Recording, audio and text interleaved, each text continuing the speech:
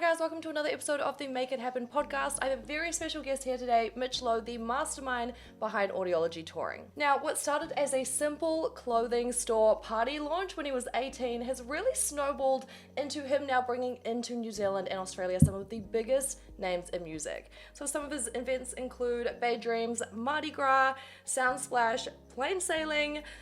I'm sure you've been to some of them. I just went to the Fisher gig he put on recently, and I have so many questions for you. So guys, please stick around. We're gonna be getting the inside scoop from Mitch. So thank you so much for being here, firstly. My pleasure, thanks for having me. You started in this industry quite young, so do you want to tell me about how this all came about? Yeah, I kicked off really young. Now looking back, I didn't feel young at the time, like a lot of us entrepreneurs, but I was 17, rolling around trying to book artists and run under 18 shows at the time. And looking back, extremely young, but I was just super fortunate to fall into this accidentally, purely because I was trying to run another business that I had no money to run, and through sort of trying to work out different ways to market it, I threw a launch party and I just fell in love with the event as opposed to the business I was trying to promote. It's sort of ironic, but it's the best accident that's ever happened to me. It's funny, yeah, I feel like talking to so many people fall into this accidentally, or fall into what they do. Like they're actually trying to do something else and they're like, well, this is working, so we'll carry on. Yep, that's exactly what happened. So tell me about this launch party with 600 people. I had a clothing label. I had no way to market it, no money, and I remember just saying to my friends, hey, if I give you some tickets, could you sell them, $10 each? And when you're young, it's easy to get your friends to things, right? But as you get older, that's where you truly learn to be a promoter, because your friends don't want to come out anymore. So in the early days, sold these tickets, bit of a networking sort of approach, very slightly before social media boom, so it was just on the ground,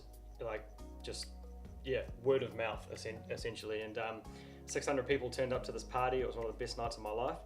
And I just woke up with like a pocket of cash and just honestly never looked back. I love that for you. I love how simple it can be. Yeah, I think like some people, they stress out and they're like, oh, I need to plan this and this and this. It's actually like, stop overthinking it, just like do it. Yeah, I'm sure we'll get into this, but I'm big on action, like too many people talk about wanting to do something, but I was fortunate to just be a real go-getter when I was younger, so I'm proud of that because it's enabled us to do everything we're doing now. Totally. And in terms of, if we were to rewind, did you have those sorts of self-doubt, or was it more like, let's just see what happens, I don't care? Yeah, I think everyone's got some level of self-doubt. I mean, I would consider myself, I was a confident young person, rolling into rooms, trying to get sponsors. Like, I remember never telling anyone my age because I wanted them to assume I was like in my mid-20s, but really I was barely 18. But there was, what I love about being young and you don't have a mortgage and you don't have kids and I remember just like, what's worst case? Like, worst case for me at that time was I lose the $3,000 that I had, so it's a different ball game now. I just remember just going, I'm going to give this everything. I'm glad I did. You talked a little bit about age. So do you think it's harder for younger people? Like it is, obviously, but how do you get around that? Yeah, I think because I see it now. Like there's young people that are incredible at what they do, and now that I'm a little bit older, we've got young people in my business. I don't judge anything on age, like it's literally just about capability, and young people are just so advanced in some areas, I was just a young confident kid, and I think I just sold people the dream by just sort of being positive and almost manifesting, like telling an example. I rolled into Pepsi and got a 6-figure sponsorship deal out of them, and I said I'll run the biggest like youth, we call it Pepsi Fest, and believing it was going to work, and it did. And then I guess you only need to pull it off a few times before people start believing what you say. So that was big for me, like basically overcommitting, but then also trying to over deliver on the other side. Mm-hmm. So building up a little bit of a portfolio, I guess. Yeah, just to get a little bit of credibility, because at the start they're like, who is this? Who is this kid? Who is this, and can you pull it off? So now you've got these sort of smaller scale, and then how does that sort of ramp up into these huge events? Yeah, and it was not it was, you know, the 10-year overnight success that everyone talks about, but for me it was such a gradual build. It was those stepping stones of like, if I can get 300 people at $5 to a club, then can I get 400 people at $20 if I step up the level of talent, and then can I get 800 people at $50, and it was those gradual incremental moves. Like it wasn't for 7 or 8 years until we took a big risk, you know, but just building up. I think we were quite, I love risk, but there was also an element of like playing it safe, trying to climb the ladder and eventually get to the place where we could take that big risk, which was when we moved from venues to festivals. So I guess it's like calculated risks and like just taking that one step, not just being like, oh, well, I guess you have to have a bit of a database as well. I assume the people that come to your gigs, they probably have been to several of your events prior. Yeah. Well, we got a crazy level of loyalty now. I think it took a while to get there, but now we see so many of repeat customers, especially Audiology, which is one of our brands. It's a very, I mean, it's sort of like drum and bass DJ. It's all electronic focused, and we just, because we do 150 plus shows a year, it's just, we've got an awesome little cult following, which is great to see the same faces all the time. 150 plus shows. I'm not sure how that's possible with 365 days. Yeah. Explain it to me. I need clarification on this. Yeah. It, well, over 200 shows if you include all of our companies. But I mean, as an example, in February we had 19 shows in 10 days. What? So we've got teams spread out around New Zealand, and we've sort of just worked that capability of like delivering multiple things in one night. Mm-hmm. Sounds very stressful. At times it is. What would you say are some of the toughest lessons you've learned from everything?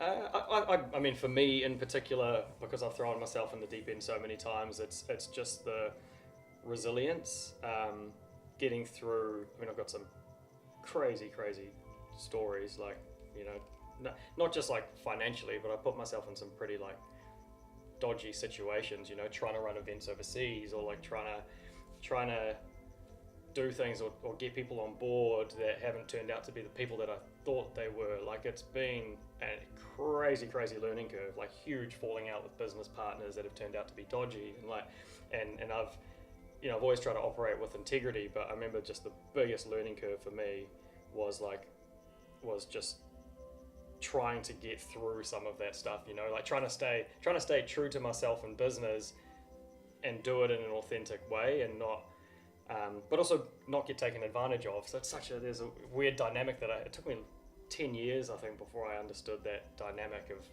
trying to be nice but not get walked over, you know. What do you think are then the misconceptions people have about being in this industry, like for anyone that's sort of trying to do it? I think the most obvious misconception is, because I get it all the time, like, dude, you've got the best job in the world. Like, I mean, it's because it's, you've seen those memes where it's like what my mum thinks I do, what my friends think I do, what I actually do, you know? And so the misconception is that, and it's not completely wrong, but yes, we do have these amazing times, and I do get to socialize, I get to hang with the artists, I get to enjoy the event, but honestly, that's probably 10% of it. And the 90% that people don't see is the misconception, which is spreadsheets and numbers and risk analysis and boardrooms and debates and arguments and, you know, just all the fun stuff that produces the end result. But as long as we get that end result, I'm always super stoked, you know, like just like on the day, just looking at what we've created.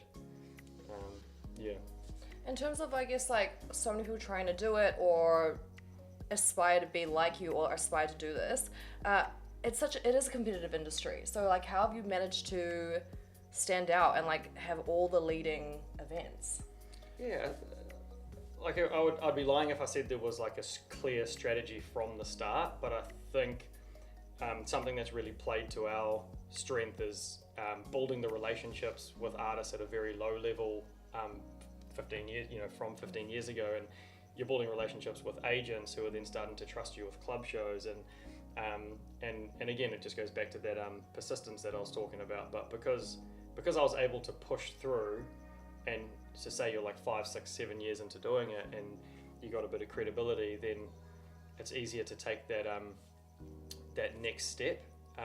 But I think, yeah, we're super fortunate that we do so much, so often, that we're really relationship driven. So that would be sort of our strength, I guess, compared to other people that are in the market. Like, that's our competitive advantage, is that we're so consistent and so always on.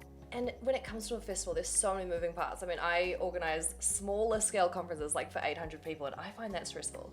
So I'm like, I couldn't even imagine how many people are involved in one event. I think people are surprised by our small team. People are always surprised, like, man, like in our office there's only like 6 or 7 people. But that's just, we've intentionally set it up that way. So we've got event delivery people around New Zealand. But yeah, we operate a really small team, which is surprising. But we have such a great network beyond that we pull in, and that's how we can do 19 shows in 10 days. Okay, what is the wildest or the most unexpected thing that's happened at one of the events? Ooh.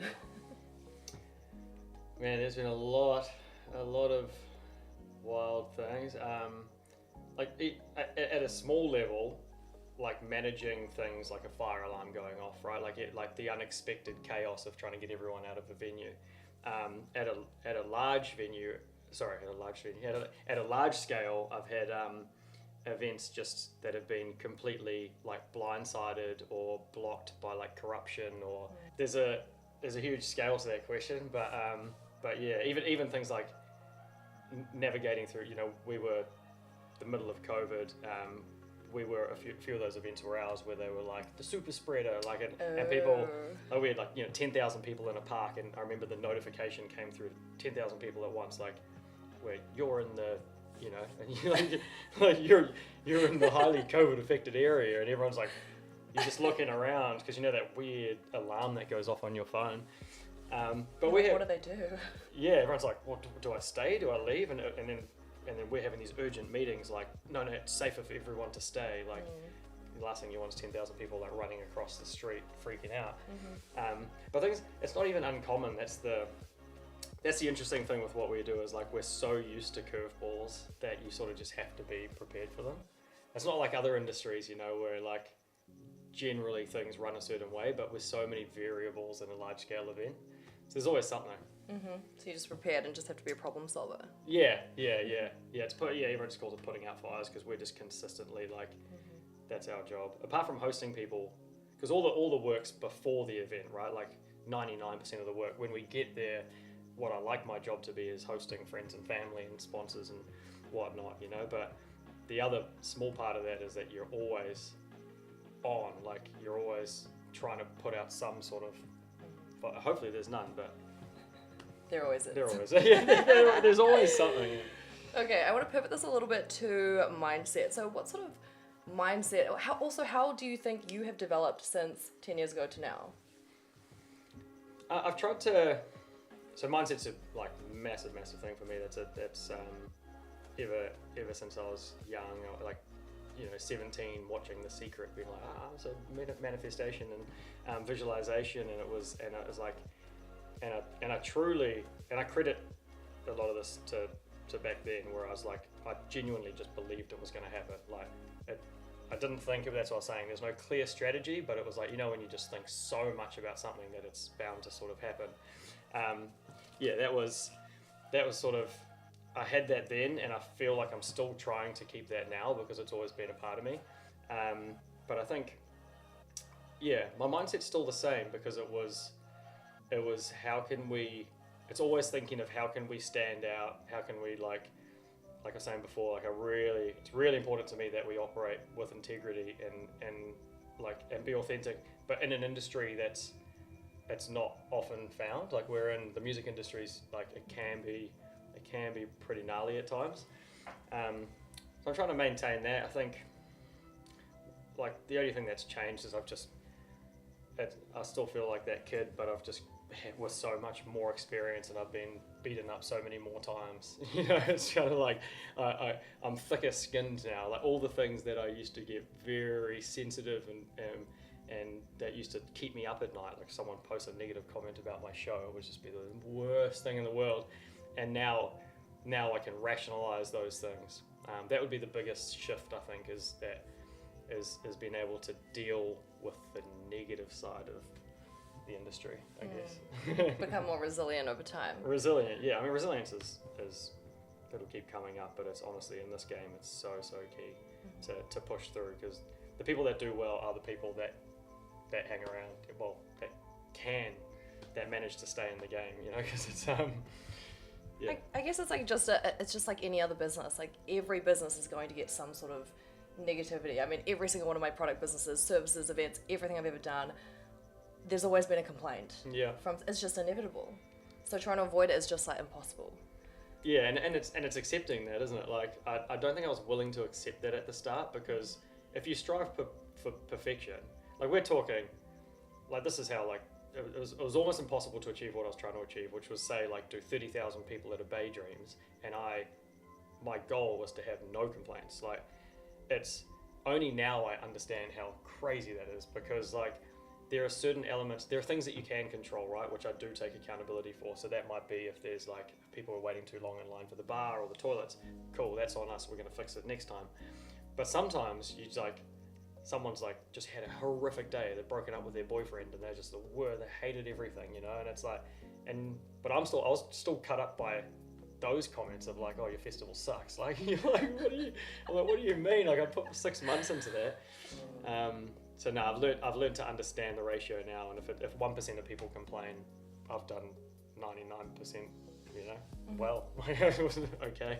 Totally. Yeah, it's interesting that you are still so hard on yourself for it, because for me, I'm like, it's part of it, and you're like, no, I still want to avoid it. But did it take you a while to figure that out, or were you straight off the bat, were you okay with the negativity? No, I used to be up all night about one comment, a single comment. Okay, good. Well. Yeah. Good. I just want to make sure it's not just me. Yeah, no, it's and then as you build like a bit of a thicker skin, I think, and an understanding. Totally. So let's say somebody is trying to do this business, but they're feeling like quite financially constrained. You said you started off with $3,000. No, I made $3,000. Oh, you made? I didn't even have that. Yeah. I it's not. I don't try to go down the full path of like rags to riches, because I come from a middle class family, and my parents have always they've tried to give me opportunity, but I genuinely started my company with no money, and that's something I'm truly proud of, because I didn't as much as I would have. I remember asking lots of people. I remember trying to get $10,000. Like I was approaching this, as 17. I remember trying to give away 10% of all my future business because I needed 10 grand. So I was trying to get 10 grand off someone, and they would get 10% of all of my future earnings. Like I was trying to sign like silly deals, so I didn't know what I was doing, but 10 grand at the time for me would have been like life changing. So yeah, and obviously no one gave me the 10 grand, but I made 3 grand on the launch party, and put gas in my car, which was cool, and probably put like 2,000 of that into the next show, and there's been multiple times where I've lost that all again, but I think you start to develop a bit of a formula where I know, like say I've got $0 and I can convince a sponsor to give me 5 grand, but I'm going to use that 5 grand to fund the international artists, sell the tickets, and sort of snowball, try to get things, a bit of a domino effect going. That happened for 4 or 5 years, like just having no money. And I'm only saying that more because a lot of people use the excuse of not having the funds to start, and I just sort of I've always wanted to say, like, please go for it, and find a way. Yeah, but what you said about the manifestation is just like, if you believe in yourself and you like visualize that life for you, it will just happen. Yeah. If you want it bad enough. Exactly. So in terms of aspirations for Audiology Touring going forwards, where do you see this? It's ever evolving.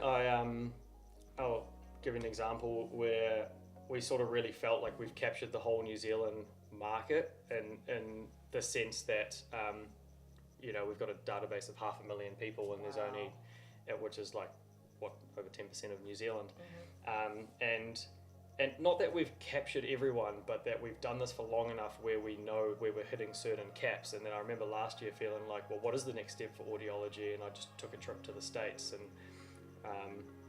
left poor Azelle for I was just like, look, I've got to go to understand this for myself. Like, so I just went for like 2 or 3 weeks and just hitting a different city chatting to different promoters, and so the idea there was like, Audiology is going to launch into America because it's the logical next step. Like, what we're doing here is actually just starting to blow up in the States. So the timing was quite cool. I was like seeing my drum and bass artists finally sell tickets in America. They've never done that before. So that was, it's not something that I've like, I ended up learning more about why not to than to do, but it was still worth going. But that was an example of like, maybe the next step is international. What's happened now is I'm more obsessed with delivering, not growing the volume of tickets here, because we've been doing almost the same amount of tickets for multiple years. I'm more obsessed with like really nurturing our customer and like giving them more value. And that's why we're doing cooler shows that are more unique and weirder venues and better branding and better social media, better engagement, being more interactive and learning what they want, helping. We did one called Mystery Fest in November, and we let the public decide how the whole event was going to run. They chose, so they chose the branding, they chose the venue. So imagine you go on Instagram, what venue do you want? We ended up with Albert Park. Like, what artist do you want to see? And it was a mystery. You turned up and it was a random artist playing. These are just little examples of like what I'm truly like passionate about now, but also extending. Like, we're about to open a restaurant and the music type, it's a venue, so then the DJs, like, I'm not trying to have all my eggs in one basket, trying to sort of spread these creative ideas, but they all ultimately benefit the music scene. Mm-hmm. So they're all sort of intertwined. Yeah. Which leads me to drink Nectar. Oh, yes. Yes, so this is you and Azelle. We've got some. We've got some. But I'm 7.5 hard, I can't even try it. You're going to have to try it afterwards. Okay, so again, this makes sense. What sort of sparked this idea? This is all Azelle, man. She's it's funny because looks like it's just like banged into the market. Azelle said to me I swear it must have been 2 years ago. She's like, I wish there was another option outside, because obviously she's coming to the shows and it's all vodka, gin. And I remember her just saying, I wish there was an option for like, she's like, I love wine, but if you look at why wine isn't served, because I'm not going to have bottles of wine into glasses or cups at our festivals, for many reasons, but mainly it's just impractical. She's like, no, wine like in a can, like sangria style, where there's like different flavors. We actually linked up with a few different places. We approached a few places to make it, for us, and they all said, we've got one coming out. And there was 3 different places that said we're actually doing our own, and that completely put her off for maybe a year and a half, until 6 months ago. And no one had managed to do it successfully. Like, people brought out these mimosas and they brought out things, but they just weren't really flying. So so fast forward, and Azelle met Nathan from this legend from a company called Nola, and they turned it around, and they honestly, it was like November, they're like, let's do this, and by December it was in all of our events. Wow. It's the fastest turnaround I've seen for a brand, I think, in my life, like at that level, like they've done, I think, almost 400,000 cans have been made already. Insane. I saw some of your social content of like it all being out of stock and things like that. yeah. It's just been awesome to watch, because you know how people have these ideas, and it goes back to what we were saying, and it's like we almost didn't do it, and I'm like, so sometimes you just gotta. It doesn't matter what other people are doing. I think sometimes you got to have your blinkers on and know that your idea is good, because how they do it's not how you would do it, right? So like, I feel like Nectar branding's awesome. Like the flavor's awesome. Like they've just doesn't matter what everyone else is doing. Just do what you do. Totally. It's about the execution too. I feel like it's really about the individual. Yeah. But you're so right as well, because I drink wine usually, or like champagne, and then if I go to an event, I'm like, I don't know what to get. Yeah, or you get forced into like a sugary drink, or you get vodka Red Bull. Or So I'm like, what else? I had 5 the other day. I was like, I didn't sleep. I didn't know what else to order. Oh no, that's where the hangovers come from. It's that sugar. The Red Bull? Yeah. So yeah, the drink and alcohol space is very crowded. So how do you think Nectar has been able to stand out? Is it your distribution? Yeah, I think the distribution's played a major part, but I think the attachment to the events, like we were saying, it's cool to have companies that so they all benefit each other, but they're all just so vastly different. And I learned that the hard way through COVID, because it's like when COVID hit, I think I've got 31 companies or something now, but there was like 70 or 80% of them were all directly related to my events. So like instantly I'd lost everything. And Azelle was doing ticketing at the time, and even that's for events. So she had lost. We just woke up one day and I was like, okay, well my fencing and Portaloos, I can't use those. None of my events are live. We got a cashless payment solution, which is for events. That's gone. I just remember thinking like, I've got nothing. We really need to start doing companies that they still get the benefits of each other, but they're not directly tied in. And so imagine Nectar during COVID would have pumped. Like it just would have kept going because it was everyone was drinking at home. Everyone's drinking at home, exactly. Okay, you're so right. So let's round up this with a quick fire round. So this is what we call the hot seat. Oh. Now I'm going to ask you some questions. You're not allowed to think too long about them. They're quite fun ones. Hopefully they're not. Don't stress you out. If you could have dinner with any musician, dead or alive, who would it be? John Mayer. Okay, that's fast. What is one festival you've attended as a fan that sort of left a lasting impression? Tomorrowland, 100%. Really? Nothing like it. Going back this year. Okay, it's on my list. I'd like to go. There's plenty that have left impressions, but I promise you, like Tomorrowland is inexplainable, and it's like I can't even tell you how impressive it is in person. Like Just the setup? I mean, the setup looks incredible. Yeah, and considering now, especially now that so when I went last time was maybe 10, 12 years ago, and I didn't know what I know now. Now I have even more of an appreciation for it because how difficult it is to set up that level of production. So it's truly a spectacle. It's man, like I've always said their smallest stage is better than any major stage I've seen in New Zealand. That's like the level that they're at. Crazy. If you were never in the events industry, what sort of career path do you think you would have been gone down? Weirdly now, I'm going to say builder. Oh. Yeah, it would have to be something project based, but I'm going to say builder because that's currently like in my spare time I will build, like, or a professional golfer, but builder because it's more realistic. Okay, would you go to the Fire Festival, and what are your thoughts on it? Yes, I think it's hilarious. I think it's funny. I think, man, I'm watching. I had no doubt that Fire 2 will be delivered because it's not him. It's not Billy delivering it. It's the guys in Mexico are like, they're full on pros. So like he's just trying to redeem himself. I don't agree with like everything that's happened. Like it's wild, and it's actually hard to imagine that he's legally allowed to operate again. But would it be funny to attend? I think so. I think it'd be pretty funny. I think that's the only reason people would attend. Yeah, is it like it's not like it's better than any other festival, but is there like a weird little X factor because you went to Fire too? Like that's classic. Totally. Okay, so if you were to give yourself one piece of advice from when you were 18 years old, what would it be? I'm going to go back to don't take it personally. That's a good one. That's what it's going to boil down to because I took business way too personally. Okay, if you could master any musical instrument, what would it be? At the moment, piano. All right. Okay, let's wrap this up. Mitch, it has been so insightful, you coming here. Any final piece of advice you'd like to share to any listeners? No, I'm always, I love helping people, especially that want to get into this industry. And if it's something that you're thinking about,